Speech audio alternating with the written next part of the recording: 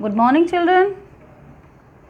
आज बच्चों हम कक्षा 12वीं में हिंदी में पढ़ेंगे वितान भाग 2 का जो हमारा चैप्टर चल रहा था जूझ, पार्ट 2 जूझ। आज हम इसको कंप्लीट करेंगे या कंटिन्यू करेंगे। तो इसमें हमने जब तक पढ़ा था कि आनंदा जो है अपनी पढ़ाई में काफ़ी रुचि लेने लगे थे और जो छोटा सा लड़का था अब वो अपनी पढ़ाई में बड़ी रुचि लेने लगा था। और उसने कहा कि जब मास्टर जी मेरे को आनंदा कहकर पुकारते ये तो मुझे बहुत आनंद आता था, उसमें अत्यंत खुशी होती क्योंकि आज तक मुझे किसी ने आनंदा कहकर नहीं पुकारा था। बस एक आध बार मेरी माँ ही मुझे आनंदा कह देती थी। अब जो है गणित के सवाल भी मुझे झटपट में समझ में आने लगे थे और जो मैं और एक मेरा जो साथी था वसंत पाटिल, अब एक साथ जो है वो बैठते और एक तरफ से वसंत पाटिल और दूसरी तरफ से मैं सारी कक्षा के सवालों को हम जांच दिया करते थे और हमारी जो है दोस्ती भी अच्छी जम गई थी और कक्षा में हम एक दूसरे की सहायता से अनेक काम करने लगे थे। मास्टर जी मुझसे खुश रहते थे और मुझे आनंदा कहकर बुलाने लगे थे। अब ये आनंदा का नाम पाकर, आनंदा तो उसका नाम था ही लेकिन किसी ने कभी उसको आनंदा कहकर पुकारा नहीं था और आनंदा का नाम सुनकर वो बहुत ही खुश हो जाता था, आनंदमय हो जाता था। और कभी कभी माँ जो है आनंदा कहती थी लेकिन बहुत कम। मास्टरों के इस अपनेपन के व्यवहार के कारण और वसंत की दोस्ती के कारण पाठशाला में उसका आत्मविश्वास बढ़ने लगा था। अब जो है नवा सौंदेलकर मास्टर जी मराठी पढ़ाने आते थे। अभी आगे बताता है कि जो नवा सौंदेलकर मास्टर जी थे वो मराठी पढ़ाते थे। अब पढ़ाते समय वे स्वयं रम जाते थे। हाँ, जब वो मराठी पढ़ाते थे तो उस समय इतने अच्छे से रम जाते थे कि वो खुद ही जो है जो हमें पढ़ा रहे थे उसी में खो जाते थे। विशेषतः जब वो कविता पढ़ाते थे तब, और वो कविता बहुत अच्छे ढंग से पढ़ाते थे। सुरीला गला, छंद की बढ़िया चाल और उनके साथ ही रसिकता उनके पास थी।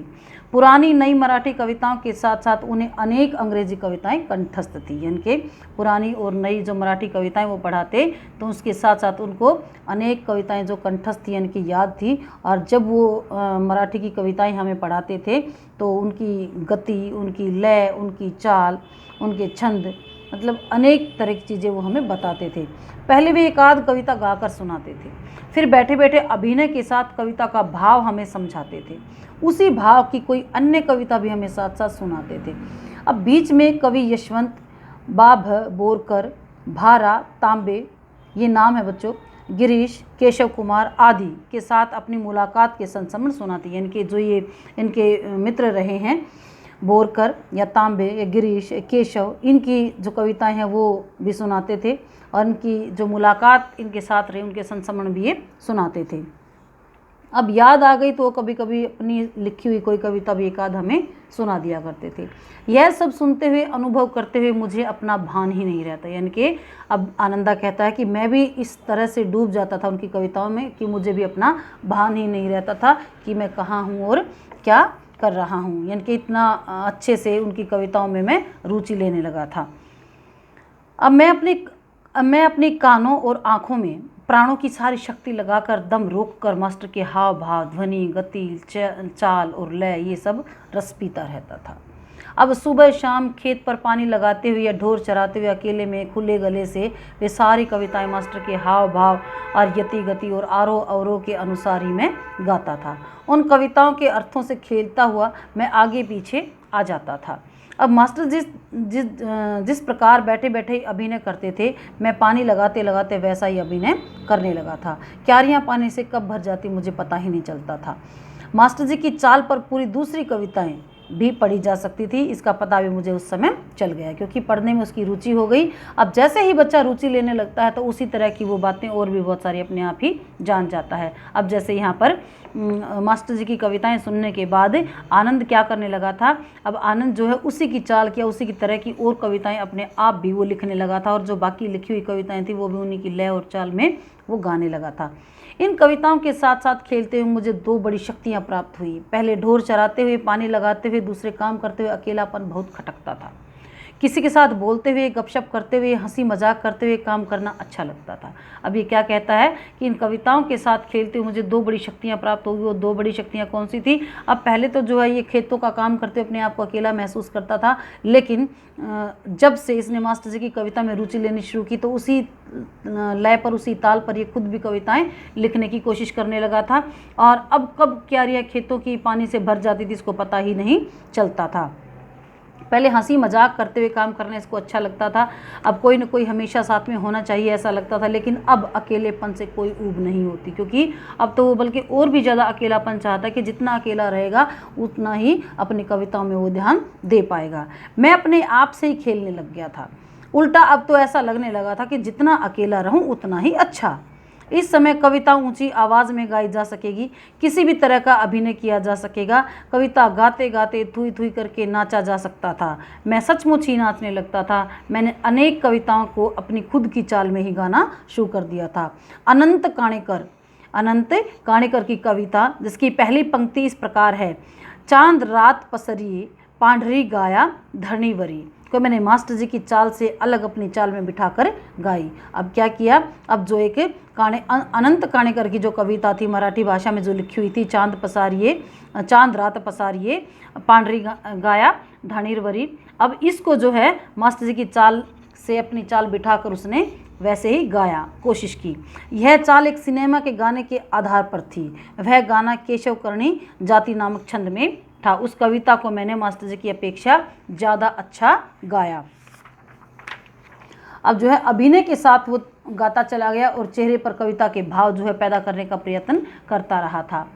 अब मास्टर जी को मेरा यह प्रयत्न इतना अच्छा लगा कि उन्होंने छठी 7वीं कक्षा के सभी लड़कों के सामने मुझे बुलाकर गवाया। हाँ, देखिए बच्चे की रुचि, उसने इतने अच्छे से मास्टर जी की उस कविता को याद किया और उसी चाल में उसने दूसरी कविता को सुनाया कि मास्टर जी को उसका प्रयास इतना सराहनीय लगा, इतना अच्छा लगा कि दूसरे बच्चों को भी प्रेरित करने के लिए वो छठी और 7वीं, हालांकि वो 5वीं कक्षा का बच्चा था, लेकिन छठी और 7वीं कक्षा के सभी लड़कों के सामने उससे वो कविता उसने गवाई।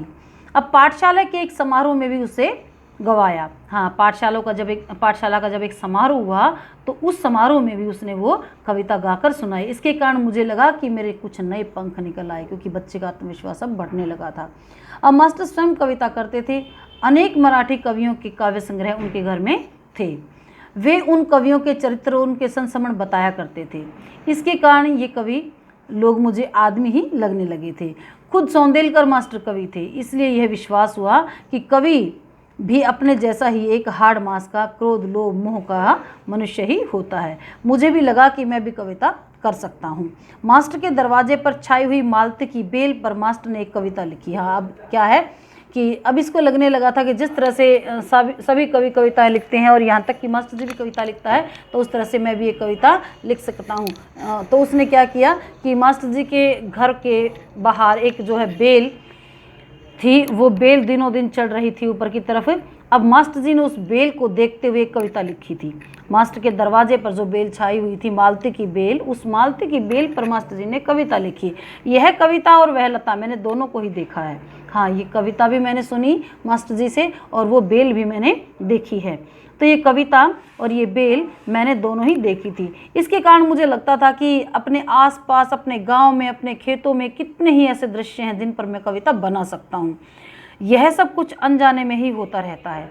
मैं भैंस चराते चराते फसलों पर, जंगली फूलों पर तुकबंदी करने लगा था, क्योंकि बच्चे की रुचि थी, इसलिए वो जो खेतों में भैंस चराने के लिए जाया करता था, खेतों में पानी लगाने के लिए जाया करता था।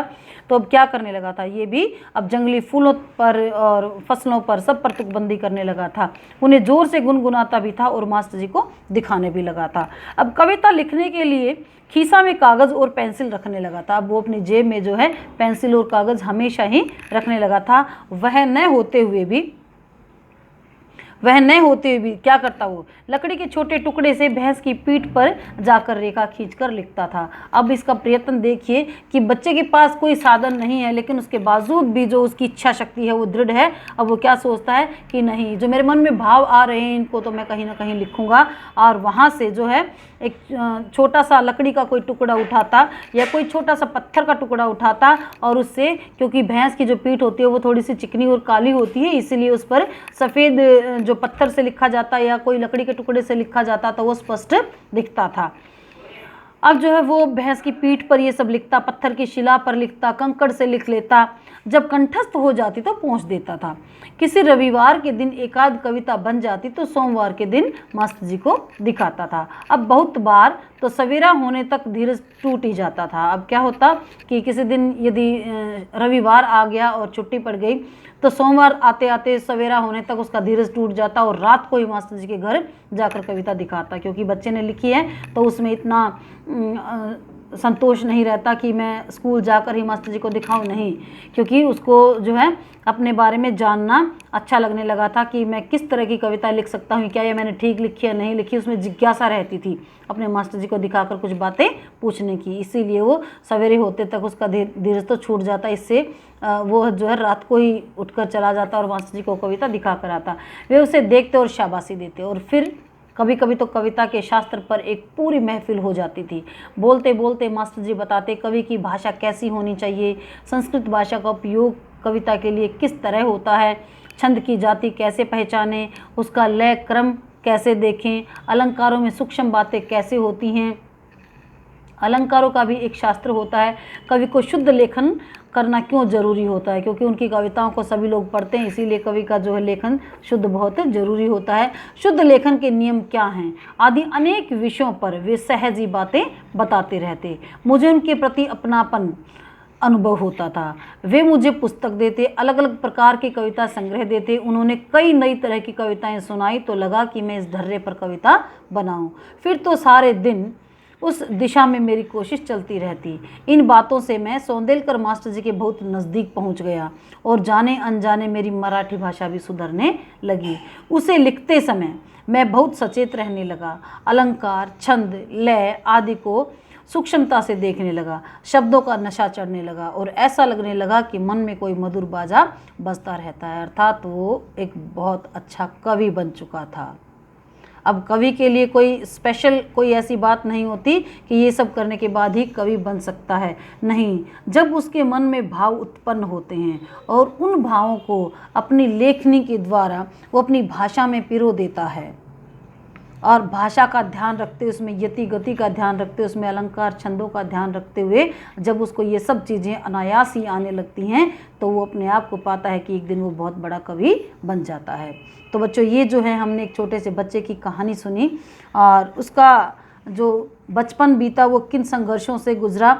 हालांकि उसके पिता उसको पढ़ाना भी नहीं चाहते थे, लेकिन उसके बावजूद भी उसने जो है कोई न कोई ऐसा रास्ता निकाला, अपनी माँ से पूछकर, अपनी माँ को अपने साथ में लेके, कि उसने ऐसा रास्ता निकाला कि वो जैसे तैसे स्कूल जाने लग गया और स्कूल जाने के बाद उसने पूरी रुचि के साथ पढ़ाई की और जो है एक ही साल में वो मास्टर जी का इतना, एक ही साल में क्या सिर्फ 2 ही महीने रहते थे उसकी 5वीं कक्षा के, और कुछ थोड़े से दिनों में ही वह मास्टर जी का इतना चहेता बन गया और उसकी इतनी रुचि होने लगी कविताओं में, गणित में, हर एक विषय में उसकी रुचि होने लगी। और यहाँ तक कि मतलब कविताओं में तो उसकी इस तरह से रुचि जागी कि किसी भी जगह वो जाता तो अब अपने आप को सोचता कि क्यों ना मैं अकेला ही रहूं, क्योंकि अकेलेपन में मेरे भाव जो है ज़्यादा उत्पन्न होते हैं और मैं उनको ज़्यादातर अपने जो है कविताओं में उसको लिख सकता हूँ। तो इस तरह से हमने ये जो बच्चों चैप्टर पढ़ा है, पाठ 2 वितान का जूझ। अब जूझ ही है ये एक बच्चे के लिए, तो इसका संघर्ष है और संघर्ष के बलबूते पर ही इंसान कुछ प्राप्त कर सकता है। तो आप इस चैप्टर को, इस पाठ को बहुत ध्यान से पढ़ेंगे और इसके प्रश्न उत्तर अपने आप छांटने का प्रयास करेंगे। ऐसा नहीं है कि जो अभ्यास में प्रश्न उत्तर दिए हुए होते हैं सिर्फ वही आपके पेपर में आते हैं, नहीं, चैप्टर के बीच में से जो भी हमने अभी पाठ पढ़ा उस पाठ के बीच में से किसी भी तरह से कोई भी प्रश्न बनाकर पूछा जा सकता है। तो ये आपको सबसे पहले चैप्टर को अच्छे से पढ़ना है और ध्यान से इसको समझना है। ठीक है बच्चों, थैंक यू।